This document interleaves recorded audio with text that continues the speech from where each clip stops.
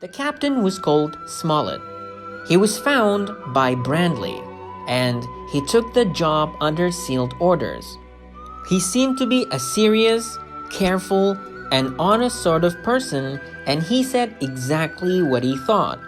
He said he did not like the voyage, the ship's crew, or the ship's officer, Mr. Arrow. کاپتنەکە ناوی سمۆڵێت بوو لەلایەن بلاندیەوە ڕەوانە کرابوو ئەو بە فەرمی کارەکەی وەرگرت بوو بەبێ ئەوەی بپرسێ بۆ کوێ دەچن و چی دەکەن ئەو کەسێکی زیاد لە پێویست جددی و وریا و ڕازگۆ بوو و هەموو بیرکردنەوەکانی هەرچی بووتایە بەڕاستی دەردەچوو ئەو دەیوت کەیفی بەگەشتە ئاویەکە و تاقمی کەشتێکە و ئەفسەری کەشتێکە مستەر ئارۆ نایەت